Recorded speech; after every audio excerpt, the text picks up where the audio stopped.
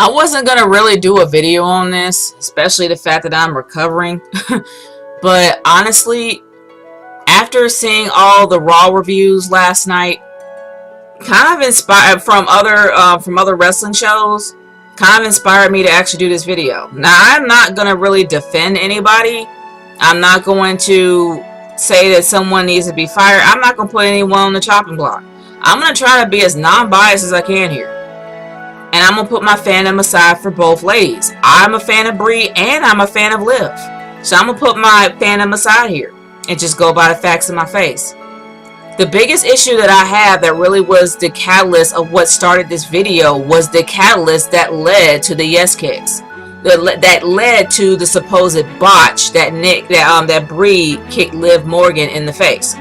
What I mean by that is that no wrestling reviewer talked about the move that they did prior that led to the yes kicks.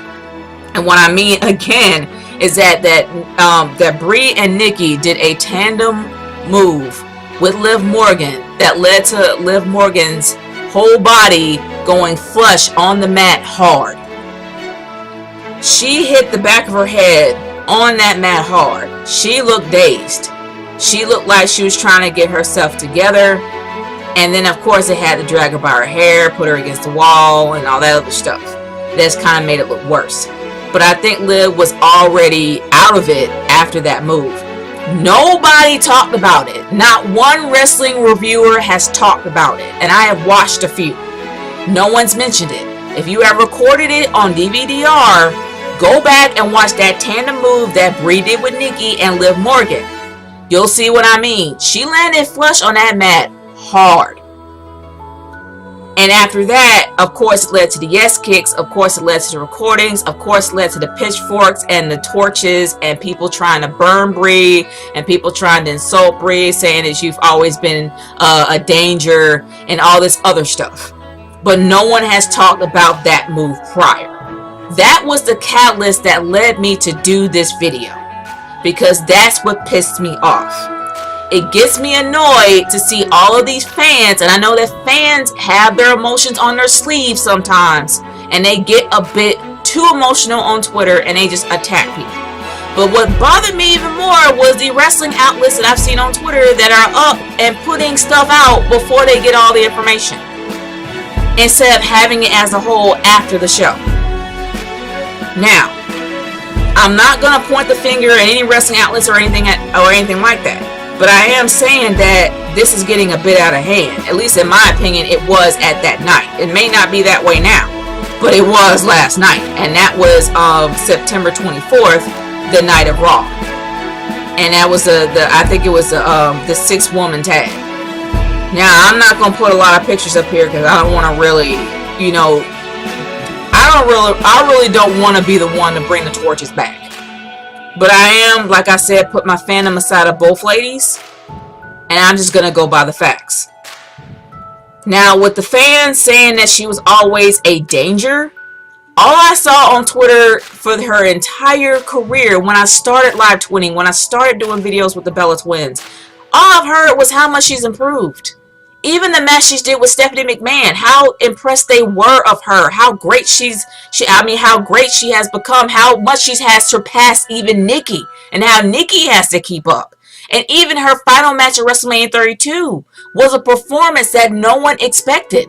Her submissions, she was doing a lot more submissions, she was doing a lot more grappling, she was doing a lot more floor work. She was maybe, it was a little trademark of her husband, but she had a lot of confidence.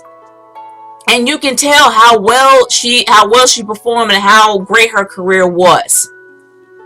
Now, leading on up to now, I will be remiss or a complete moron if I say that Brie Bella has not made a mistake. I would be an idiot if I said that. Brie has made not one mistake, but multiple. And in my opinion, and in my theory, I think that her confidence was shaken when she did the suicide dive. And she tried to shake it off and do it again and mess up. And she's trying to just constantly keep moving, keep it moving. I can do this, I can break it. And it's still kind of a stumbling block in her head. It's a barricade in her head to get over.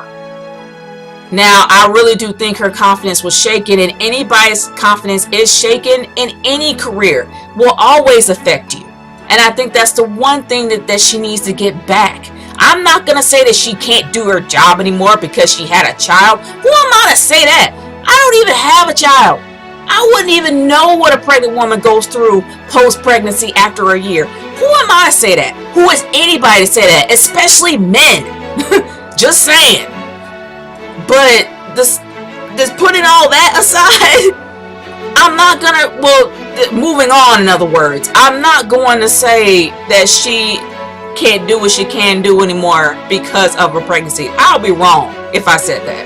I'm not the expert to say that at this point. But I really do think that your confidence can affect you in the greatest of ways. You can be the best of the best, but if your confidence is shaken, that's it. You will constantly keep making mistakes. And I think that's the one thing that she needs to focus on. Is it ring rust? I don't think so. Ring rust is probably after maybe 1 or 2 matches.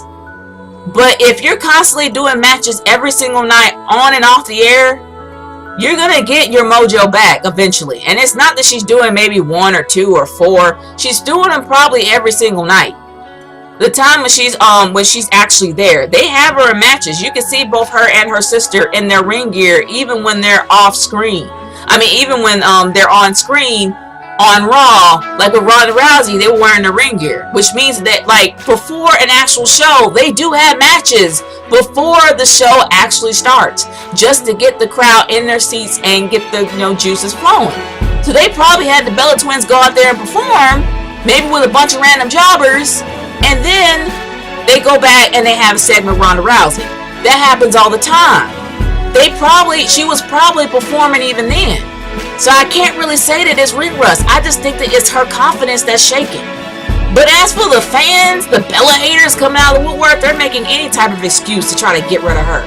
But I think they need to understand this. Just because you're a part-timer don't mean you're worthless. Don't mean that you gotta go behind the scenes. And I'm gonna say this. I am guilty of making videos saying that WWE is depending far too much on their part-timers, but that's the company. As for the part-timers themselves, if they want to come back, they have the right.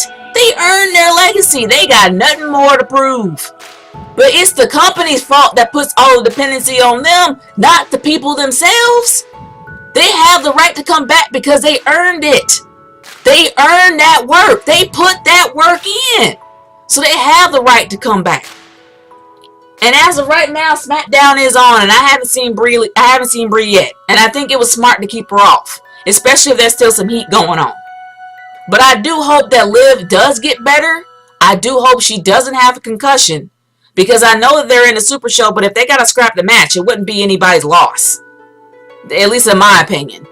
Because they probably have a full stack card to compensate for that match not happening. But on the real, I hope that Liv does get better. I hope she doesn't have a concussion, because Liv has made some great strides. And I hope it won't be a career-ending move. I don't think it might be. I don't know. But I am not going to condemn Brie's entire career because of a few mistakes, because her confidence was shaken. I'm not going to condemn her career, and I don't think anybody should either. But honestly, I really do feel that I pray that her confidence does come back. Because that's the one thing that's holding her back. That's the one thing that is holding her back from being the best performer that she knows she can be. Because the one thing that I'm hoping for anybody that comes back after having a really great career and they want to come back and back into the game, the one thing that every person wants is to leave on their own terms and not leave out of a technicality. And most wrestlers do. The one thing I hope for Brie is that she leaves on her own terms and not because of her mistakes.